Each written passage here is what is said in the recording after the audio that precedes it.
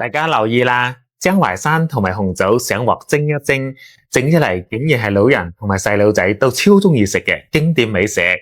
佢嘅棗香味咧十分之濃郁，而且營養仲十分豐富。關鍵嘅好食得嚟咧，又唔會熱氣上咩火喎。嗱，屋企有老人同埋細路仔嘅，一定要收藏起身試一試啦。首先我哋準備1斤嘅鐵筋淮山。嗱，呢度老王有小技巧啦。如果你驚手痕嘅話，可以將佢嘅表皮放喺明火度燒一燒，就唔會有咁多黏液噶啦。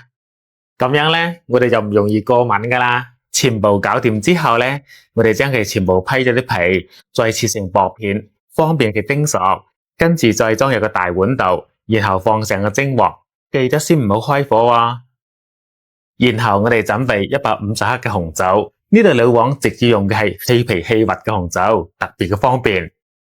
然後放落個蒸鑊度，我哋只需要加翻少少嘅熱水，同埋淮山一齊嚟蒸佢30分鐘，咁樣仲會慳埋啲水電費添。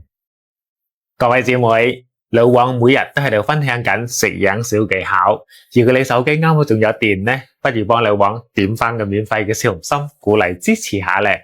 唔該晒大家，祝你身體健康。蒸熟之後呢，我哋記得將啲紅棗同埋淮山分開2隻碗嚟裝，跟住先將啲紅棗壓成泥，啲棗泥壓好晒之後我哋再加翻1匙羹嘅香油、3匙羹嘅花生油，咁樣食起身咧就會更加嘅絲滑細膩啦。跟住全部撈勻之後咧，就可以搓成一個個嘅小圓球備用噶啦。跟住我哋同樣將淮山壓成泥之後咧，加翻2隻嘅蛋黃，全部撈勻之後再少量多次咁加入適量嘅糯米粉，最後可以搓成咁樣唔黐手嘅麵團就得噶啦。跟住我哋搽翻少少嘅油，然後呢一小塊嘅麵團搓成圓餅，再將啱先搓好嘅紅棗丸子放翻上去，用虎口慢慢咁收緊，只要唔露餡就得噶啦。搞掂之後呢，我哋就將佢搓圓，然後輕輕咁壓扁，壓成個餅狀。最後係表面輕輕劃翻幾刀排下氣，咁樣煎嘅時候就唔容易鼓起身裂開噶啦。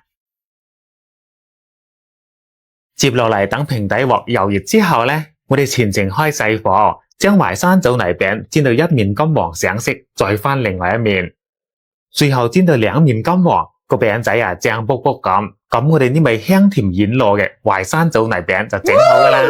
做法係咪好簡單咧？你睇。其實側邊嘅餅皮係糯滋滋嘅，入邊餡料咧棗香味又特別嘅香濃喎，關鍵營養就十分豐富添。唔理係當零食定係做早餐，包你一家大細都中意食啊！真係濕水棉花冇得彈，正啊！嗱，學識嘅小妹記得幫老王點翻個讚，留關注啦。